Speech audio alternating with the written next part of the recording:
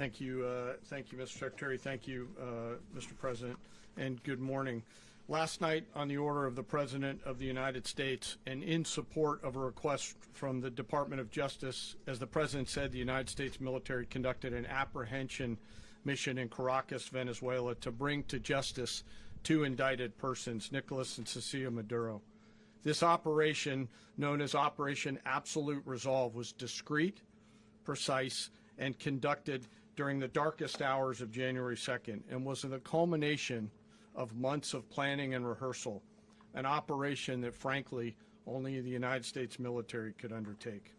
What I'd like to do this morning is talk to you through some of the preparation and the details without compromising any of our tactics, techniques, and procedures.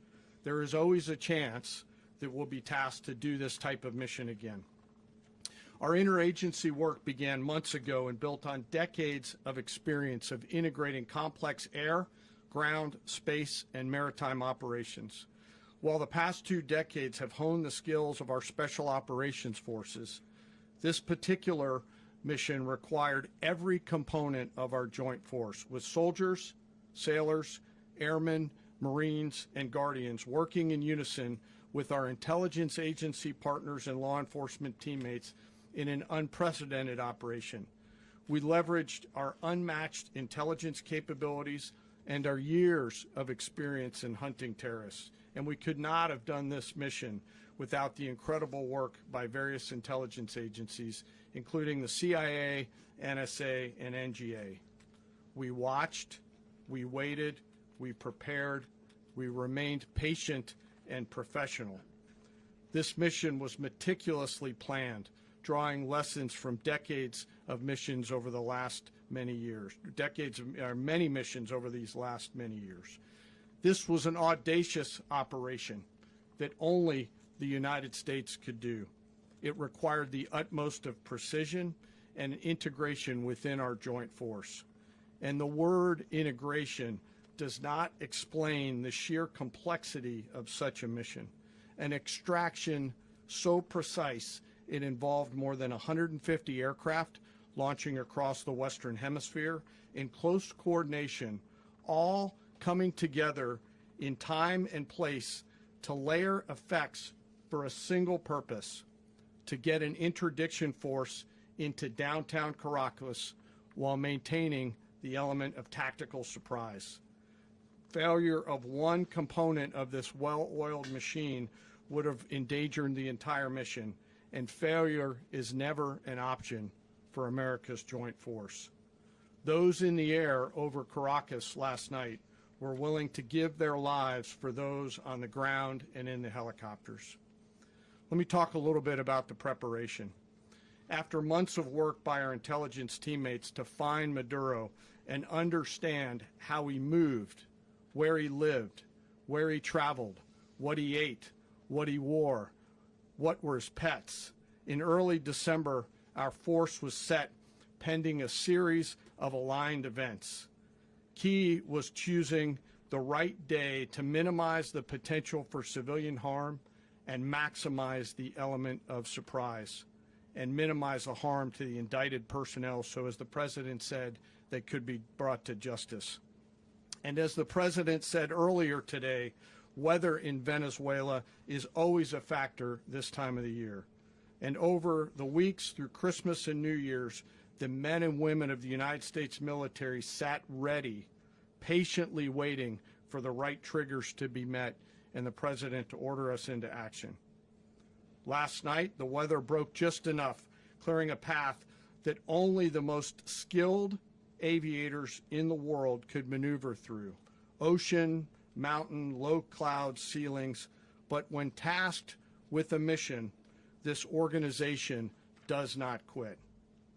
At 10:46 p.m. Eastern Time last night, the President ordered the United States military to move forward with this mission. He said to us, and we appreciate it, Mr. President, good luck and Godspeed. And those words were transmitted to the entire joint force. Over the course of the night, aircraft began launching from 20 different bases on land and sea across the Western Hemisphere. In total, more than 150 aircraft, bombers, fighters, intelligence, reconnaissance, surveillance, rotary wing were in the air last night.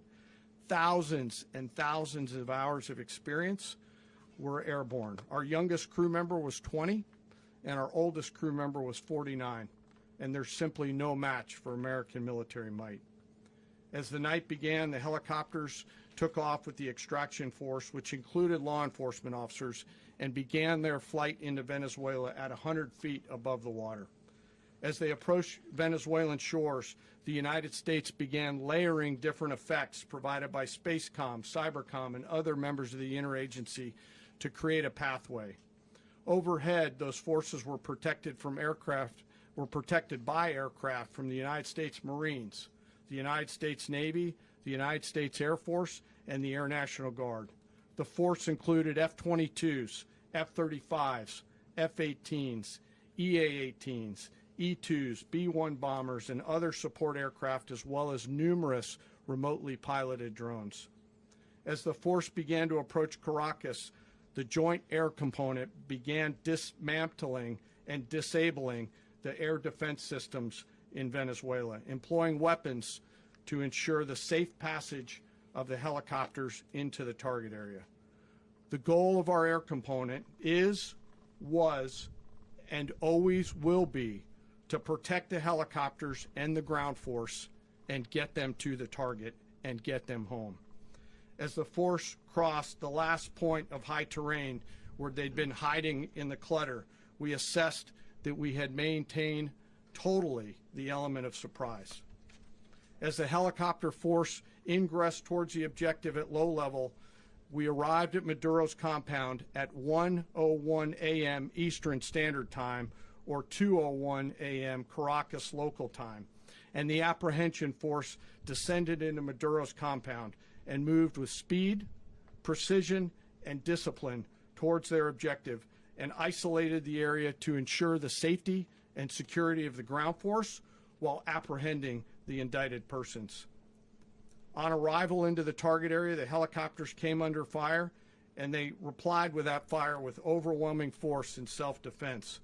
One of our aircraft was hit but remained flyable, and as the President said earlier today, all of our aircraft came home, and that aircraft remained flyable during the rest of the mission. As the operation unfolded at the compound, our air and ground intelligence teams provided real-time updates to the ground force, ensuring those forces could safely navigate the complex environment without unnecessary risk. The force remained protected by overhead tactical aviation. Maduro and his wife, both indicted, gave up and were taken into custody by the Department of Justice, assisted by our incredible U.S. military with professionalism and precision, with no loss of U.S. life. After securing the indicted persons, the force began to prep for departure. Helicopters were called in to exfiltrate the extraction force, while fighter aircraft and remotely piloted aircraft provided overhead coverage and suppressive fire. There were multiple self-defense engagements as the force began to withdraw out of Venezuela. The force successfully exfiltrated and returned to their afloat launch bases, and the force was over the water at 3:29 a.m. Eastern Standard Time with indicted persons on board. And both Maduro and his wife were embarked aboard the USS Iwo Jima. In closing, what we've witnessed today is a powerful demonstration of America's joint force. We think, we develop, we train, we rehearse, we debrief, we rehearse again and again, not to get it right, but to ensure that we cannot get it wrong.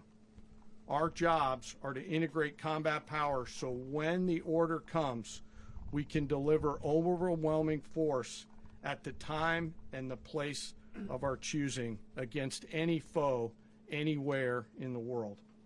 I am immensely proud today of our joint force and filled with gratitude to represent them here today. There is simply no mission too difficult for these incredible professionals and the families that stand by them and support them. As we stand here this morning, our forces remain in the region at a high state of readiness, prepared to project power, defend themselves, and our interests in the region. This operation is a testament to the dedication and unwavering commitment to justice and our resolve to hold accountable those who threaten peace and stability. In closing, I want to express my heartfelt gratitude to the brave men and women who executed this mission. Their courage and tireless commitment to our nation are what makes us strong. Thank you, Mr. Secretary, and thank you, Mr. President.